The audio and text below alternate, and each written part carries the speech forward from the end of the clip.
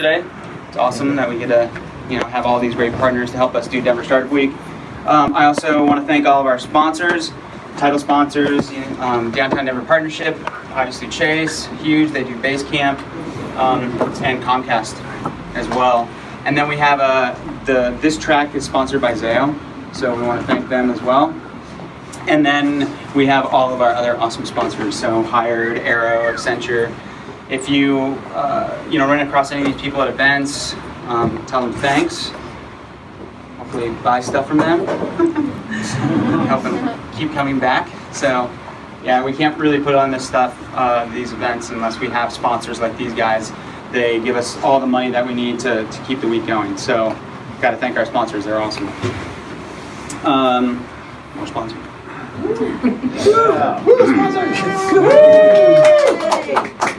All right, so a quick rundown of me. I'll try not to move too much, but I'll try and project. If you guys can't hear me, just wave your hand. Say, I can't hear you. I'm the CEO of Inversoft. I've been, doing software development, coding, almost a little bit longer than this now, almost 20 years. So I've been doing this a long time. And I'm like a keyboard junkie. I hate the mouse. I'll get to that later. And I'm also sort of this aggro efficiency nut, right? Like when things go too slow, I get angry and I'll take things over and I'll, create, a lot of chaos in meetings because I'm just like, let's go faster. So, all right, so a little quick story. So I was in college, right? I was a computer software engineer. And I was in the lab one day and I looked over and I saw this guy, right? And kind of looked like that. He was typing so fast.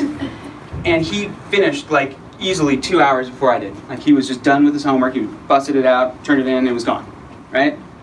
And so I was like, dude, how do I do that? How was he so fast? And I want to learn everything that I can about being fast, right? So that's kind of where it started. And that's kind of where I got and started to formulate these habits and these thoughts about being really productive and really fast. All right, so these are my 7 habits of insane productivity. If anybody wants these slides, just give me a card or stop up here and I'll send them to you. All right, so habit 1, right? So what's this? Anyone? It's a squirrel. Ninja squirrel! All right, so this one is from the movie Up, right? Everybody knows Doug, loves Doug. Doug's awesome. And squirrel, right? This is a big problem. And it happens no matter what you do, you're gonna get distracted, right? So we try and minimize distractions whenever possible. What we're trying to do is we're trying to get into a state they call flow. I'm sure you guys all know about that. And essentially what will happen is you get so ingrained and so focused on what you're doing, time just seems to rip by. You look up 6 hours later and you're like, oh my God, I gotta go home, right? My day's done, but you got so much done. Email destroys flow and destroys productivity. Instant messaging, same thing, Slack, right? Web browsers get pop-ups and things are alerting you, turn all of that off. Put on headphones, close yourself down as much as possible, and that's gonna help you really get focused and be productive.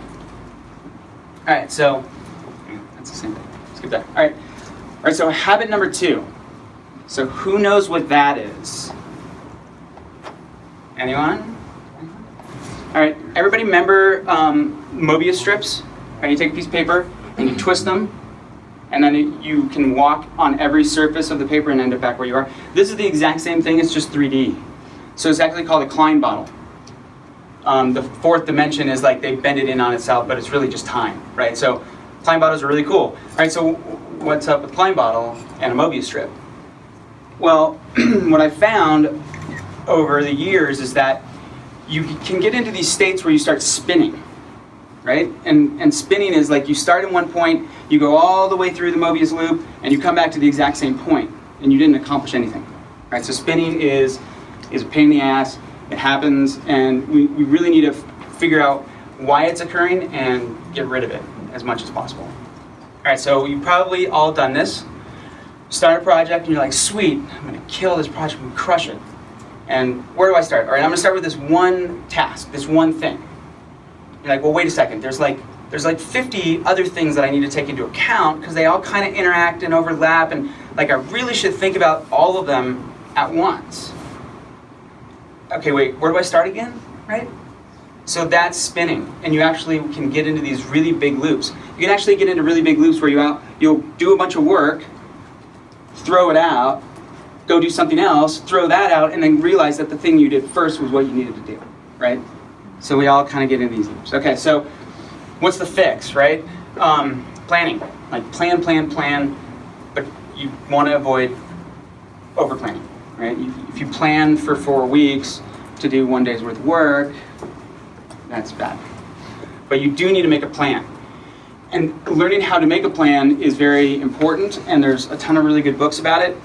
But yeah, start and make things fine-grained each step, but not too fine-grained, right? So we use a planning tool called Pivotal Tracker. I suggest everybody use some sort of planning tool. Trello, I forget what the 37 Signals one is called. Basecamp, thank you. There's a ton of them. I personally, since I do software, Pivotal Tracker works really nicely. It's cheap, but you can also use that same style, which is an agile tool for developing software. You can use the same style of tool for almost anything, right? Trello's cool because you have the cards and you can flip them on the back and you guys can collaborate on them. So these are all planning tools. Figure out one that works for you and use it for everything. Try and keep a really good plan. Break everything into phases, right? That'll help so you don't feel like you're drinking from the fire hose. Make things into logical chunks. And yeah, avoid the really fine details. Like, get into a point where they say 1 to 2 hours worth of work is a good unit, right? If you go any more fine-grained than that, it's overkill. And now what you're going to be doing is you're going to be managing your plan rather than actually doing the work. All right, so let's say this is our website. It's GeoCities style, right? 1999. Wow. This thing actually exists. Go to it. It's epic. It's Ling's Cars. You could spend like a whole day. Watch the FAQ videos. They're awesome. So go check out Ling's Cars. All right, so let's say we're going to rewrite our website, Ling's Cars, and we want it to look something a little more pleasing and modern. We want it to look something like this, right? All right, so we need to make a plan. We need to start, figure out where to start and outline everything we're going to do. And I think one of the things that people forget to do is they're like, well, I'm just going to start working, right? I'm just going to start busting out HTML. I'm going to go to town on this. I'm going to work with back-end devs, get everything hooked up. They forgot that the first thing you need to do is you need to design it, right? And you need to figure out, well, first of all, you need to pick a tool to manage the project in. Second of all, you need to pick tools to help you design and do all your design work, and then, et cetera, and you're going to break it up. The nice thing about breaking things up like that, you can also find reusable components, and almost every project has them. So you might do one thing and then realize you do it 2 or 3 more times. If that occurs, at least in software, we make it a reusable component. So that way we can just copy and paste, and boom, we've got the same thing again. And so by making and formulating your plan, you'll start to see these repeatable patterns in there. All right, so here's just an example. Step 1, we're gonna pick a design tool. And I think one of the things that you need to do when you're picking a tool or doing something like that, you want to make like a matrix, right? So you want to say, these are the things that I need from the tool. Here's 10 tools. Fill out the matrix. Pick the ones that cover most of your needs, and then rank them, and then only go evaluate and demo like 2. If you did all 10, again, you'd spend so much time just getting ready to do the work that you wouldn't do the work, right? So just break things down into logical chunks and get fine-grained. So, and then next step, we would write some copy, et cetera, right? So this is you break it out, and then phase 3, we get some feedback. We iterate on the feedback, et cetera. So these things, normally these things are huge, and monstrous, and I didn't want to write the whole thing out. But yeah, get good at planning. Get good at going back to your plan and figuring out what you did wrong and fixing it. So like, oh God, that plan was horrible. It was it was too coarse-grained and no one really knew what we were doing, and I would pick this one thing off and it would take me a week. Break things down into smaller chunks. Or, oh my God, that took me 4 minutes. And I've got 700 of them. I need to collapse these. So make sure you iterate on your plans as well and keep them up to date. All right, so, and stop me if you guys have questions or want to chat about whatever. Just stop me. I'll just keep going otherwise. All right, so habit number 3. So meetings. Meetings can kill productivity. They're necessary, but they can also be really horrible. So yeah, that's the dude from the office. Yeah, thank you. So yeah, pretty classic is what everybody does. Is they're like, I'm going to make a meeting. I'm going to invite 12 people, and I'm going to defaults to 60 minutes, and then I'm going to hit send, right? So we need to fix the problems that we have with meetings. All right. So step 1, make an agenda. It can be, you can do it in your head, or you can actually write it down, send the agenda. Everyone knows start to finish what you're going to talk about. It's very logical, right? So like this would be an example agenda for your sales meeting. So you can say, all right, the first thing we're going to do is we're going to discuss last week's email activity, how many emails we sent, what successes we had on those, how many bounces we got, walk through that. Then we're going to call out our current open leads. Then everyone's going to brainstorm for a few minutes to try and figure out how we can close them. We're going to talk about lost leads, et cetera, right? So this kind of structure just helps get everybody on the same page. And you can be really anal retentive, and I've gotten some of these, I don't do this, but you can actually mark down the number of minutes you think it's going to take and tell everybody, like, we're gonna stop. Like, if this breaks out of like the two minutes I've allotted, we'll make another meeting for it, or we'll talk about it later, right? So you can get really anal retentive with your meeting agendas if you want. All right, so avoid 60-minute meetings. Unless you really need it, like usually you need 15, 30. We'll schedule meetings and then we'll just talk until they're done and work through them, and if it took us 12 minutes, it's fine, everyone gets up and goes back to their desks and starts cranking, right? So yeah, avoid the default unless you absolutely need it. Some people say that they'll like do 26-minute meetings and these really weird things just to kind of mix it up. I think that's kind of ridiculous. But you can try that, right? It's fun. Don't be afraid to end late. So here's another thing, like you might have scheduled a 30-minute meeting and all of a sudden you guys are really digging in and you're getting a lot done and you need to go another hour and a half. That's okay, right? If you're gonna get a lot done in the meeting, by all means, keep going and extend it. If you're not gonna get anything done and you're done at 30 minutes, just get up and go back, right? Go do some work. This happens a lot in bigger companies, not so much in smaller companies. So when I was at Orbitz, this would happen all the time. I'd get a meeting invite and there'd be 34 people on it, right? And it was just, what they were doing is they're just click, click, send, because they didn't really know and they didn't think through the meeting. So you really think through who you want to be there and what the objective is to make sure you have the right people there. You don't want too many cooks in the kitchen. If everybody's going to come there and they're going to be like, they're going to have an opinion and you're going to be battling with trying to get people back on track, you really need to make sure that the decision makers are there and there's only like 1 or 2 of them, right? You don't want to have 20 of them. And then this happens a lot in big companies too. I kind of think you should fire these people, but whatever. Avoid like the haters, right? So these are the people that'll come to a meeting and they're just going to tear everything down and they're not going to make any good suggestions and they're not going to get anything done. And they're really just there to be pessimistic. So we've probably all worked with some of those folks. Figure out who they are and do not invite them to the meeting. Talk to them after the meeting, right? Take what happened in the meeting back to them. We had a really cool rule at Orbitz. It was called the 5-minute rule. And what we would do is we would get 5 minutes into the meeting, have a little timer, and when the timer went off, stop the meeting. Whoever felt like they should not be there could get up and leave. Just didn't matter. 5 minutes, and it would happen all the time on those 30 people meetings, right? 5 minute, like everybody would leave except for 4. So it was like this mass exodus. We also had another rule where only the organizer of the meeting could say, no, I need you to stay. right? You can't leave. You have to stay. And so that allowed them to say, we're going to get to what I need you for, but it's going to take a while. So you just sit down.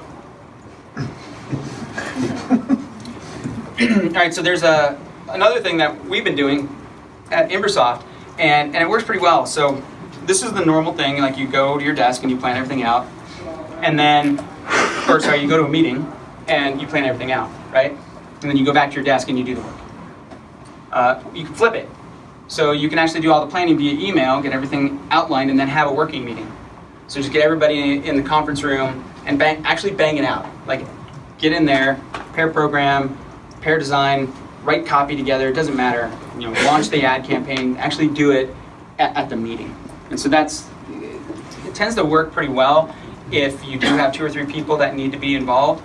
And you can actually work a lot faster if you have everybody, all brainstorming together and actually doing the work, and then 15 minutes later it's done, move on to the next thing. So this works pretty well. No, that's my really bad joke. Sometimes we can be, right? So they do, and they can actually be really productive. So keep that in your repertoire of tools. Okay, so habit 4. All right, so what's that? It's a square. Square, woo! All right. The white box. It's a box. All right, so whiteboard. So there's been studies. All right, there's been studies about actually marking things off a to-do list. It's like a productivity energizer, right? When you check that box, you get these rush of endorphins, everything feels good, and you're like, now I'm gonna go on to the next thing. And you start checking them off fast, and you get really, really efficient by using a to-do list. And I'm assuming everyone has the to-do list, it's kind of like your shopping list, right? But there's some really cool tips and tricks that you can use to make your to-do list better. Because you don't want to get to the situation where your to-do list has 75 things on it, and you can't accomplish them all.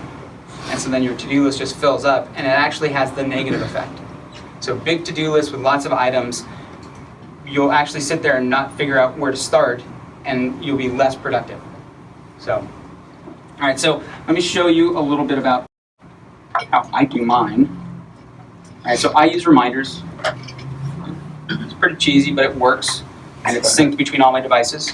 There's plenty of apps out there that you can get to do this. All right, so this is what I do.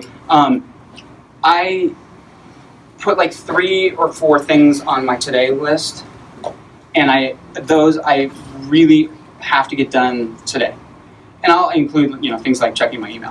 Right, so I only check my email a couple times a week, and like a little bit here and there, like actually working through it. Like most of the time I'll just go delete everything and just kind of wipe the slate clean, but I'll have a ton of emails I need to respond to, and then I'll wait until like Thursday, and then that's my email. So I'll work through all my emails that day. So, for example, today I need to update our idea box with all these things we've been talking about. I need to finish this C# plugin that I've been working on, and then I need to do my email today. So those are my 3 things that I have to get done today. If I don't get them done, I'll move them out. So then I've got 2 other lists, and the nice thing too is you can drag and drop these, which is pretty sweet. A lot of tools have the same thing, but I'll have another list that's like on a day, right? So I know I need to do this at some point, and so I'll actually schedule it out. And then what happens is I'll get the alert from reminders, and I'll just drop it into my today list. And so this is nice. And if these things pop up and I don't do them immediately, then what I'll do, and same thing with today, if like today starts to have an item that's sitting there and I'm just still not doing it, I'll just throw it in the brain dump, right? So this is like this is the messy list. But I do go through the brain dump list every week or 2, just to make sure that if there's something on there I'm never going to do, I just delete it.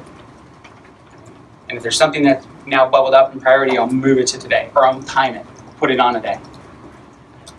So I try and keep these things pretty clean. And Sean was laughing. Sorry. So I'll try and keep them clean, and I'll try and manage my to-do list between them. And it really does help. I mean, like the second you're done, you just go click that button, and you're like, oh, that is freaking awesome. All right, what's next? So that's how I manage my to-do list. you guys can build your own system. You could have one for every day of the week. You could have today, tomorrow, move stuff around. It's okay. But these things really do.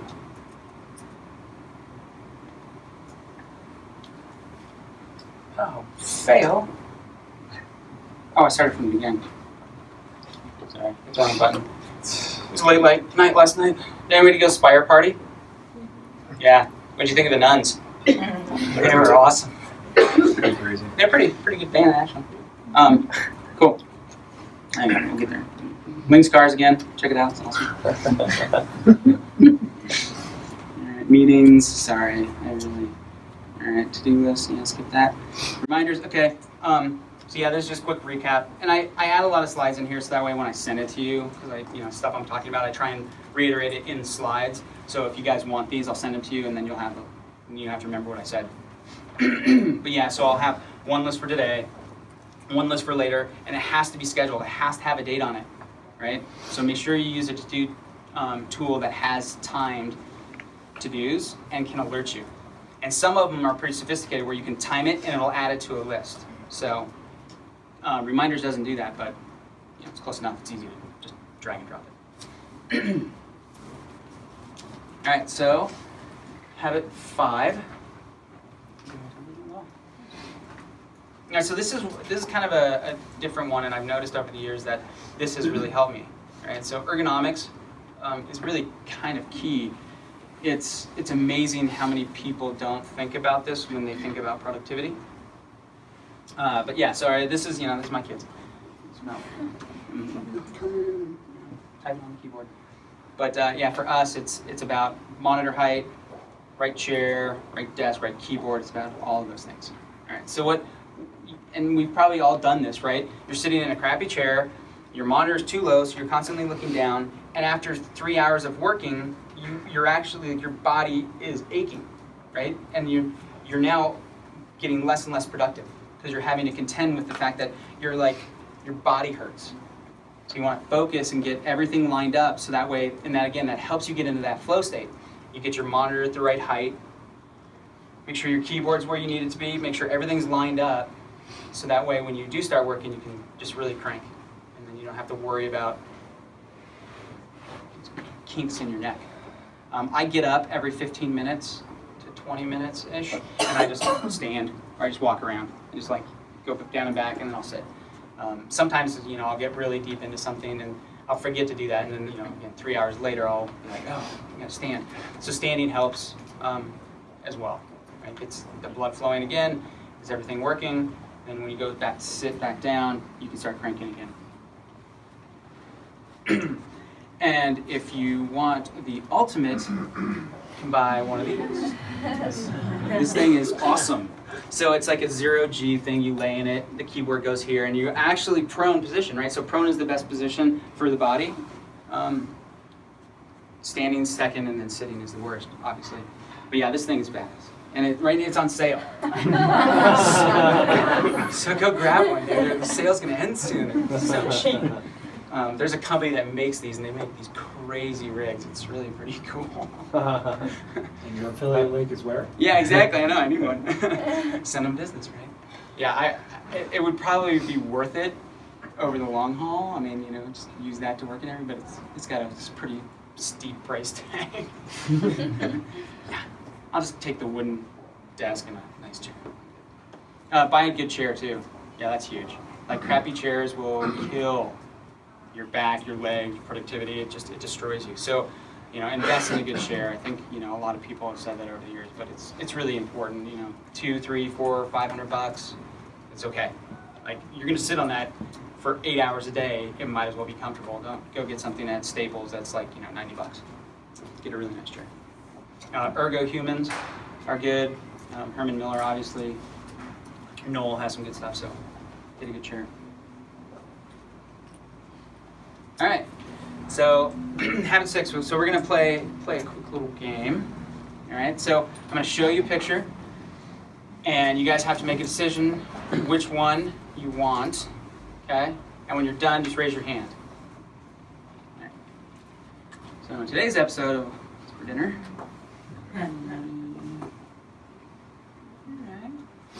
make a decision? People still debating? Pretty good. Okay. All right, so what does this have to do with anything? This is, also remember, it's not your last meal, just make a decision, right? So this is about making decisions and learning how to make quick decisions that are well informed rather than deliberating forever, right? So if you're working on a project and you have a lot of decisions to make, you need to make them and move on. You just can't sit there and deliberate on these decisions for days and days and hours. You've got to actually learn how to make a good informed decision quickly and then move on. Okay, so we'll do this one more time, okay? And then I have a story for this one. Very good. All right, so the rule here is that you have to also embrace failure because it's gonna happen. So my story is, all right, so I was at Costco and they had the jungle gym on sale and it was like perfect. We had a spot for it in our backyard, kids were gonna love it. I'm like, yes, I'm gonna make that decision right now, buy in the car, take it home, and spend the next 3 days building it. These things are insane. 2 weeks later, the kids were like, hey, can we get a trampoline? We can't get a trampoline. Spent like $1,000 on a play set. Are you kidding? But yeah, I mean, that's it. Like, I thought it was a great decision. It was informed. We've been talking about a play set. I made it. It was fast. I moved on. Except I had to build it for 3 days. But. And then the kids decided they hate it and they want a trampoline. So it happened. Right? And you have to be willing to make those decisions. They might be the wrong one. And it's okay. Like, again, it's not your last meal. You can go fix it. I can go fix it. I could just spend a bunch more money.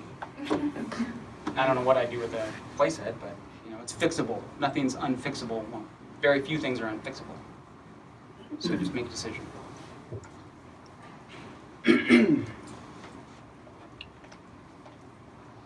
Another one kind of goes with the ergonomics on my slide of sushi, which looked delicious.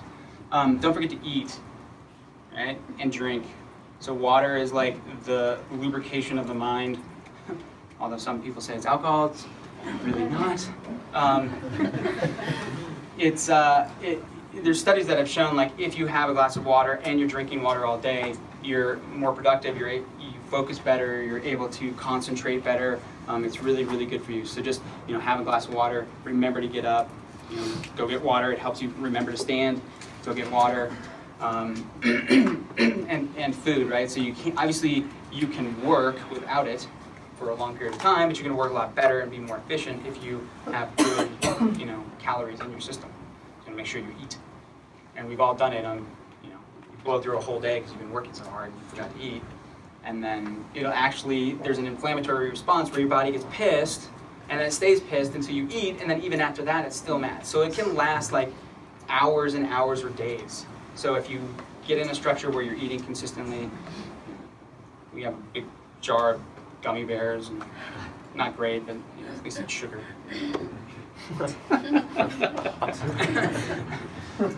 All right, so here's the last one, and then I have some.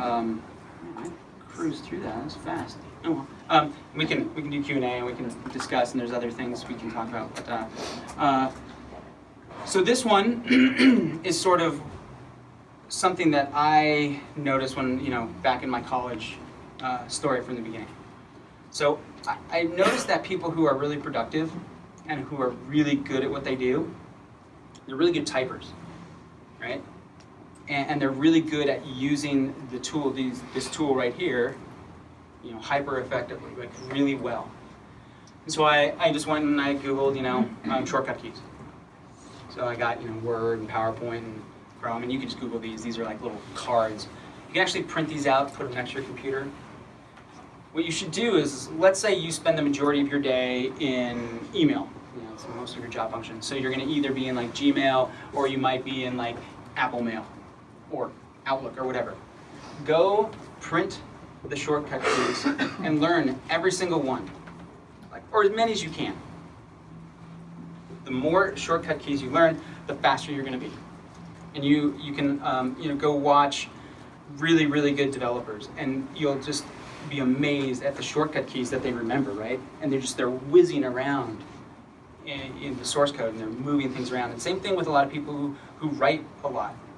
You get really good at like selecting text and copy, pasting, deleting words, editing, right? So shortcut keys really help, and they can make you super, super productive.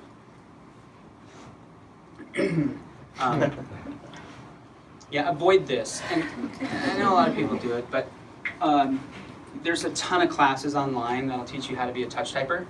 So touch typer puts, your fingers on home row. You never move them off. Everything's based on this. So we want to avoid the search and destroy method. Super slow and. But yeah, it's actually doesn't take very long to learn how to do it. It's just most people don't, because for the first day or two you're super slow and you suck at typing. Right? So it's like you went all the way back to grade school and you're on a computer for the first time. But once you learn it and you get over those hurdles, you can get really fast and you can type really well. And then the next step after getting the fundamentals of typing down is to reduce your errors. Right? So to get more accurate with your keys. So that helps.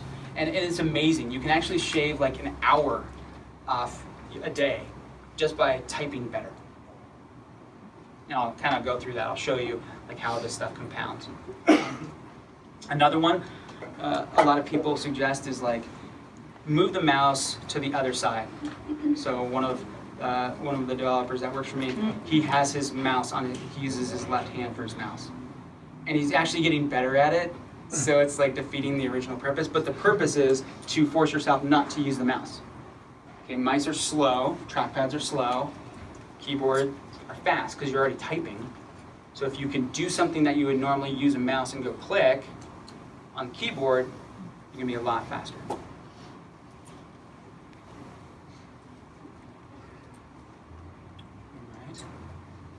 All right, so I'm going to do a demo. I've done this a couple of times before, and see how it goes. All right, so here's what I'm going to do. You can see my crazy mess of an email client. I'm going to type the same email twice. One time I'm going to use the mouse, and I'm going to get it all the way start to finish, edit it, fix a few things here and there, and we're going to time it. And then the next time I'm going to use a keyboard. We'll see what happens, right? All right. So I'm going to start an email. Sorry. That was a shortcut. I'm going to come up here and click and start a new email. I'm going to type out who I want it to go to. I'm going to send this one to Sean. I'm going to come down here and I'm going to click. Is that just a shortcut? I clicked. Oh, okay. Yeah, sorry, I clicked, yeah. Say, you did. Click again. See, like, what did you think of this session? I'm trying to, like, kind of type horribly as well. Session, right? Wait, I want to prefix it, so I need to come up here and click to move my mouse. That was a shortcut I should have done, but all right. And then I hit enter twice, okay. And that looks good. And then I'm going to send it. Right? It's not actually going to send it anyway. All right, so that's the click and destroy mouse horribleness. Okay. That was about 36, 37 seconds. All right, 36 or 37 seconds. All right, now I'm going to do the exact same thing, all shortcuts, and do a little editing, and I'm going to send it. Okay? All right, so here we go. You ready? Yep. All right, Sean.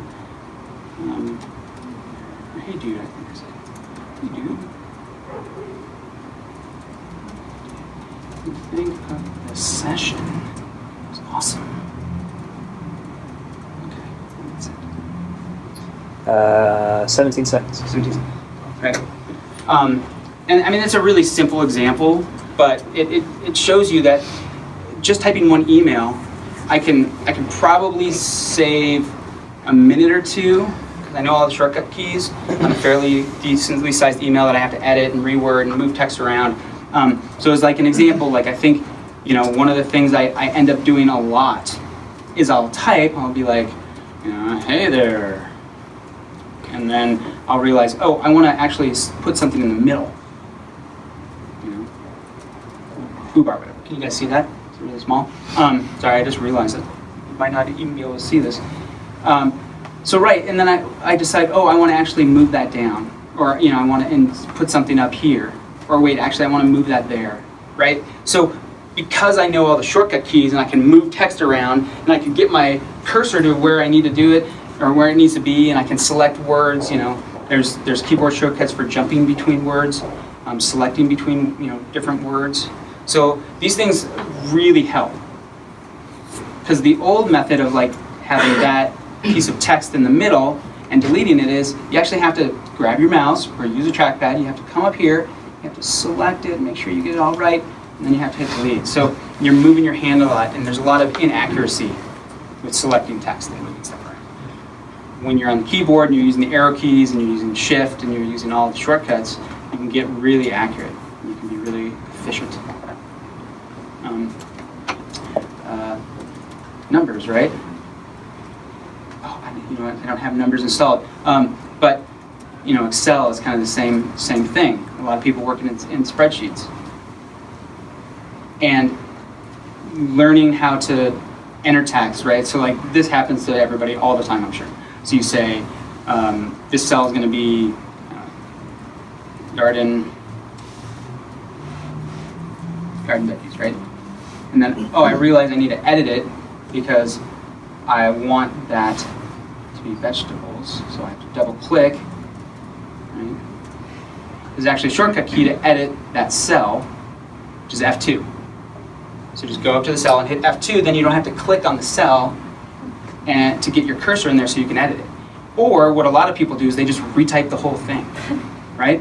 So they'll have text in here and they'll say like, hey, oh wait, I want to say howdy. So rather than going in there and editing it, they'll just retype the whole thing.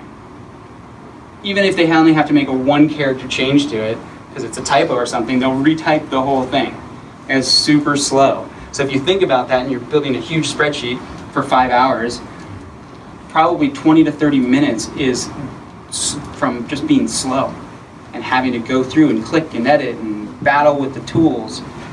If you know all the shortcut keys, I can jump right into a cell, hit F2, and then I can quickly edit the text. Much faster.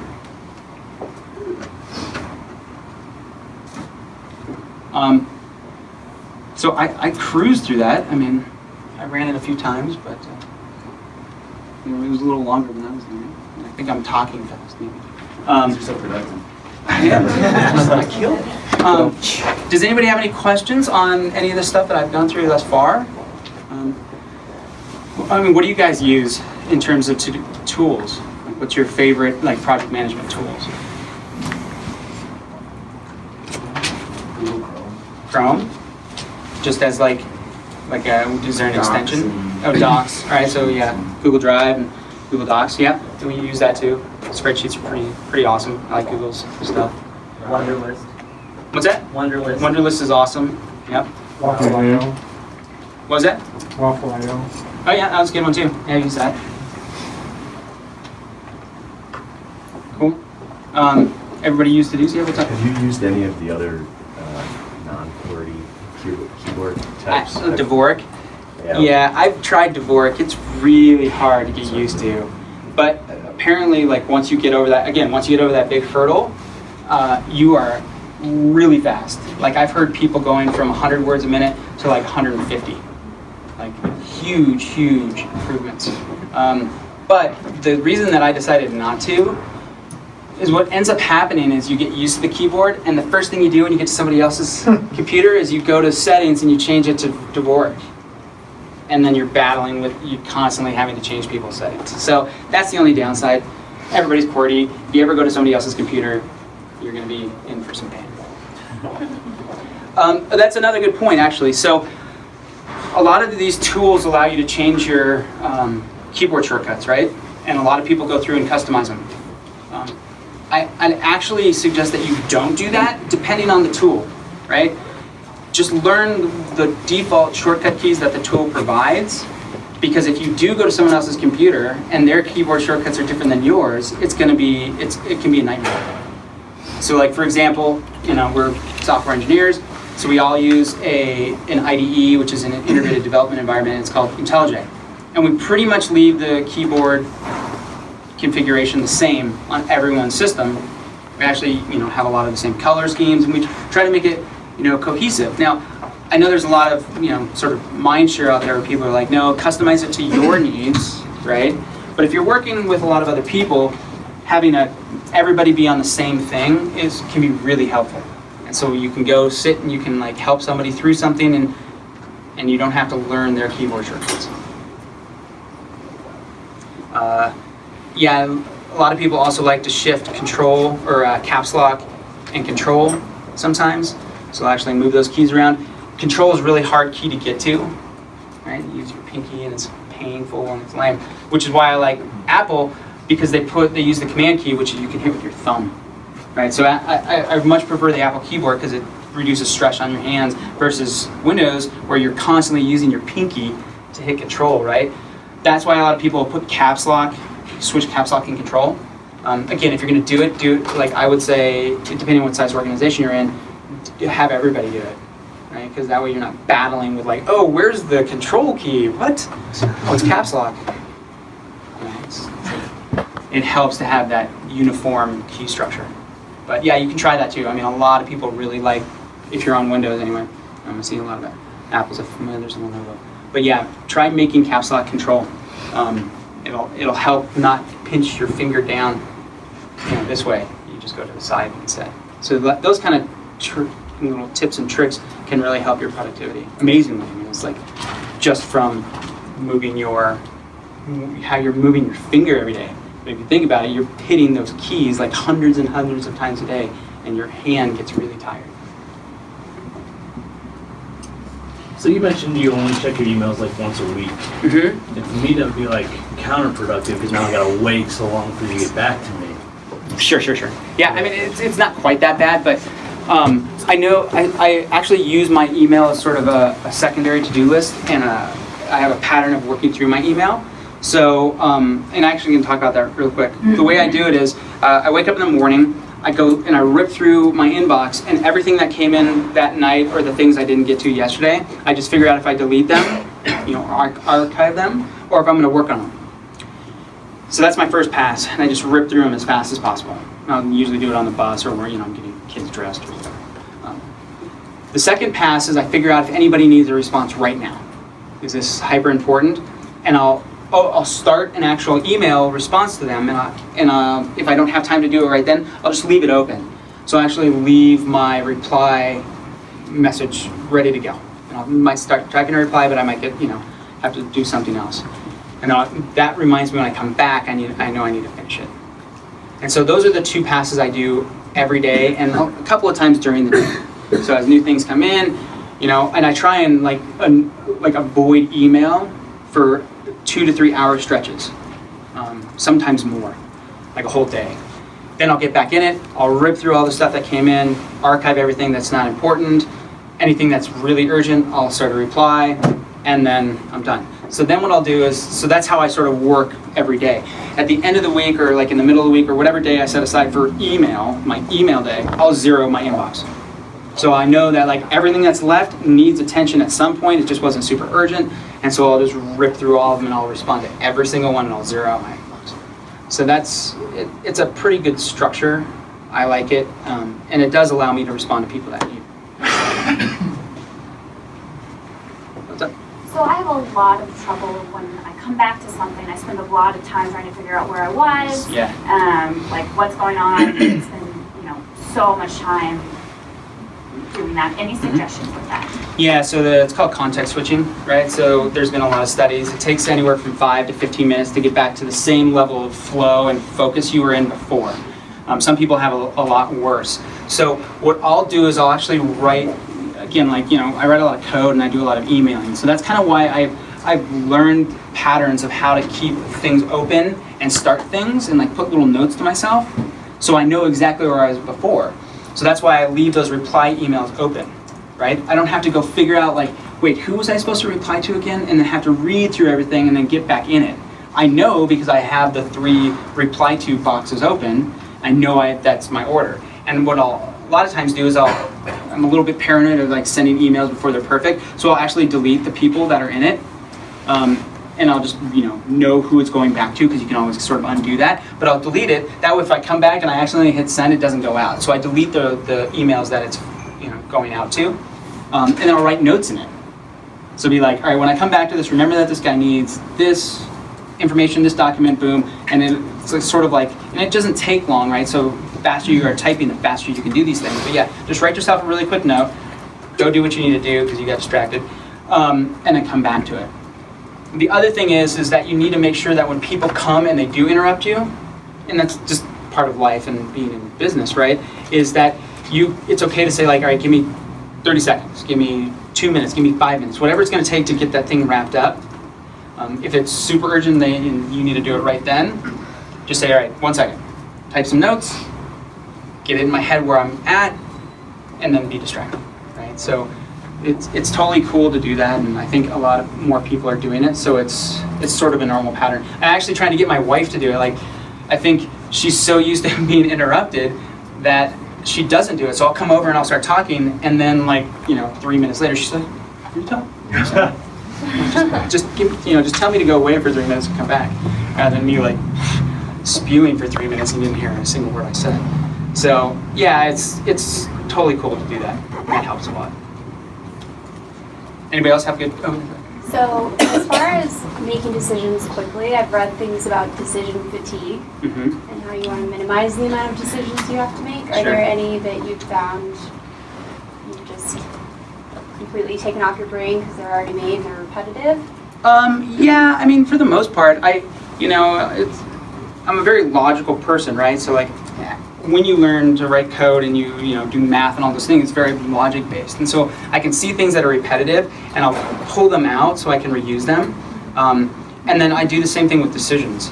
So I try and standardize as much as possible so I don't have to make that decision again. So when I very first started programming, it's kind of a bad example, but here I'll show you what it looks like, right? So let me start a new slide so the text will be big. That'll work. All right, so there's a sort of a methodology to writing code, and what you'll do is you have to name your variables, right? So let's say I'm going to store the color of a house, right? So I would normally say house color, and it's sort of this mixed case, and they're kind of jammed together, right?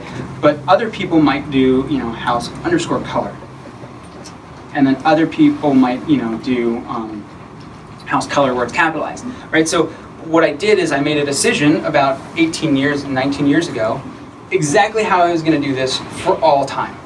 That way I never had to make it ever again. And so if I go in and it actually helps, because then I can actually recognize my own code. So I can go in somewhere and I'll be like, yeah, oh, I wrote that. Because I know down to the line. Every line I can almost tell you, that's pretty much my standard. And you can standardize in your organization as well, so then everyone already has that decision made for them. So do stuff like that. Document names, right? I don't know how anal you guys are, but I'm super anal. I want the documents to be all named the same because it makes it easier to find and search for. Use dashes, don't use spaces, everything's lowercase, et cetera, et cetera. Make those decisions once, standardize on it, and then feel free to tell people to fix their document names, right? So those things help a lot, and they really reduce the fatigue and usually your stress level, right? Oh, everything's a mess now. So those are some of the ways that I've done that to help reduce daily decisions. Along those lines, foldering. Yeah, foldering conventions. Do you have any recommendations of good starter points if you're not terribly structured about that? No, we anal about email buckets and things like that. It's hard, right, to keep everybody on the same page. I was going to bring up on the Finder window. We have these Google Drive folders. Microsoft All is for all employees, and then we break it down by functional area, right? And obviously some of this stuff always gets messy. So you always have to go, it's like pruning your wiki, right? I think that's what they call it. So you go through your wiki and there's a bunch of garbage in there and you have to prune it, you have to delete it. Same thing with folder names, it's a constant battle. But if you get in good habits, you're gonna be better. So for example, we have customers, everyone see that? And we have a very, very finite set of subfolders. So archive, customers that are no longer customers, current customers, and customers that we're working on getting to be customers, right? underneath that, we have every customer by name. And they're based on, and it's very methodical. It's like, this is the business name, and it's that folder, and then underneath those folders, we have agreements and invoices. So, and we layer it like that. Other folders, and this works really well for sales, because it's not as time-based. We don't need to know, do we create that in 2016 or not? We can actually go into the customer's record in our CRM and figure out when they started being a customer. Other folders, what we'll do is we'll actually divide them down into years. So we'll have like, I don't know, I'd have to go find one, but we'll have like, ad copy. And we'll say, what's that? Yeah, I don't even know where one is, but we'll say like, okay, ads, 2015, this campaign, copy, right? And so it's very methodical, and it helps you just figure it out. And I'm constantly, hunting for documents, and if I do that twice, I just move it, I make a folder, and I bust things out, because it's annoying to have to do things repetitively. So yeah, be really anal. I think being anal is really productive. It really helps. How important is having a CRM? That's a good question. I think it depends on what your goal is, right? Just like with any tool. We use Nutshell. It works, it's good. And what we do is we use it to manage the state of the customer relationship, right? So we go in there when we start talking to them, we put all their emails in there. So we forward every email. So when I go in there and I look, I can see that, Mike talked to this customer on this day, and he has these activities noted. So I don't have to, email those guys. So that's helpful. And then we use it to do deal transition flow. So when they start saying yes, and we, start to get into bigger conversations with them, and we create a lead for them. We don't do that before, because then you're constantly battling with like lots of leads that fall off, right? Because you have to talk to a lot of people, it's big sales. So then we create a lead. The lead starts as like cold or whatever, and then it moves through the steps. And so we built out our process flow through that, and it works pretty well. And it's nice. I think if you don't have one and you're sort of just doing everything via email, and you have some spreadsheets here and there, that's a good way to start. But these tools are so cheap, and you don't have to go buy like 12 licenses of Salesforce, which is like $5,000 a month. You can get something for $20 a month. That works really well. Yeah. Are there any tips or advice there for when you're first starting off, when you have work from home a lot, or you're on the road a lot, maybe constantly in coffee shops or other spaces that aren't really necessarily a set? Yeah, working from home is great. Usually you can get up, eat, and then immediately get to it. It's quiet normally. There's not a lot of distractions. I know some people battle with when they work at home. They're like, well, I'm just gonna take a break and watch some Netflix, so you have to battle with that. But for the most part, working at home can be really productive. You can get a lot done by working at home. The thing that you lose by working at home is some of that collaboration and the instant ability to turn around and be like, hey, what's the answer to this question? Great, turn back, right? Because that person's right there. You could Slack it to them, or you can hit them up on HipChat or wherever you guys use. But there's a delay. That's inherently delayed. I avoid coffee shops at all costs. I meet people there, and it's great, and it's vibrant usually, and there's a lot of people doing business there, so it's cool. But if you're actually trying to focus, and you're sitting next to the dude who's playing World of Warcraft, and there's some people meeting over there talking about some real estate deal, it's just distracting. So it's just I try not to work in coffee shops if possible. Although there are some pretty cool coffee shops around that are pretty quiet and have these little micro tables, and people understand the mode is if you want to talk outside, coffee shop is for where we work. So that there are a couple places like that, and they do work, but you got to be careful. You can get really distracted really fast. So I read a lot and take a million notes. Mm-hmm. Any ideas for how to organize notes to where they're functional and not just a giant waste of time? You wrote a million things and never go back to them. All right, so there's two things about notes, and these are great. I should put these in my slides. All right, so there's two things about notes. There are studies that show getting things out of your brain and into paper, even if you never hit them ever again, is better. Like again, that's just like you're emptying the things that you were stewing on into something, and if you search for it, great. And if you don't, that's fine too. And a lot of these programs, they're just so effective at managing, notes and folders, and they're searchable, and there's a lot of just really good ways to manage it. But yeah, just brain dump. Like that's what I use notes for. I don't use notes for like tasks, and I don't use it for project planning. I don't do that. That is just for like, okay, I'm gonna dump this out, and I may or may not come back to it. So like my notes, and again, like I just use notes, right? It's actually gotten a lot better. It used to suck. Right, so I just use my brain dump. It's like everybody I meet with, healthcare stuff, whatever. You can put them in folders. I don't, because I don't really move notes around, and I don't manage them that well because they're just sort of data that's in my head and I want to get it out. We're working on a video right now, so I was brainstorming one day and I just said like, oh, I'm going to write the script for it, and I just brain dumped. That's a little different because I know I'm going to go back to it, but I just needed to put it somewhere and I wasn't connected, so I just did it on my phone. And I guess I could have gone into Google Docs and done the same thing, but it was a good place to just dump. Brain dump. So it's kind of like my reminder bucket, which is just brain dump. And those are tasks, right? So make sure that when you put stuff into Reminder, they're actionable. There are things you can actually do, accomplish, and check off. Notes is just like, oh, I have this brainstorm, and I think this is a really cool idea. If we do it, fine. If not, that's well.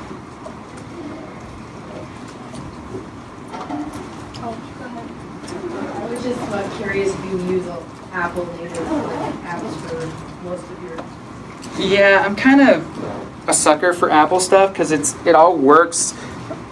iCloud syncing is awesome. I don't have to battle with anything really, and they keep improving on it. Like Notes used to suck, and it would look like I don't know what they did and why they did that, but they made it look like a notepad at one point. Like, dude, come on, we're not in the 90s. But yeah, no, they've been improving it. I mean, obviously they had to because Evernote was kicking their butt, and I used to use Evernote, and actually I used OneNote for a long time as well. Like I really liked Microsoft products, and I still do. I mean, they're good, but the way that Apple has done their integration in iCloud and a lot of those things is just really cool. And so that's why I kind of keep going back to it. Like I still use the mail. Like I don't use Gmail's interface.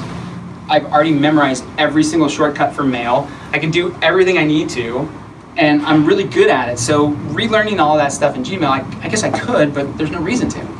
Right? Here's one of the best shortcut keys that works in every single Mac app. Everything. It doesn't matter who made it, where it came from, and you should memorize this. This is the best. All right, if you hit Command, Shift, and / which actually is Command ? You have to shift. What it does is it actually puts you into the search box. Everybody see that? I can make my display bigger too. What this does is it actually searches the help and every menu item, right? Which is really cool. So like, really quick, I'll show you. Right, so like I'm gonna type a new email. I'm gonna send it to Sean again, and I need some items, right? So there's gonna be item 1 and then item 2. All right. There's 2 ways I can go about doing this. I can select that. Could have used the mouse, but that would have been horrible. And then I can come up here and I can hunt around and look for where the bullet list is, and then I can click bullet list, right? That's one way to do it. The other way to do it is hit Command Shift ? And then I just type bullet. There it is. Hit enter and I'm done. Did that go too fast? Just let me know if I'm going too fast. And it works in every single app, every desktop application, like everything. And it just allows you to quickly search through all the menu items, everything in here, and then you can just pick the one that you want and hit enter. It's really cool. So yeah, that's like one of the best Mac shortcuts of all time. I was going to ask, do you or your company use any Zapier apps or if this then that you found in particular work really well to improve efficiency? Not really. No, I mean, we just, we've got to, Okay. You spoke a little bit about your work email.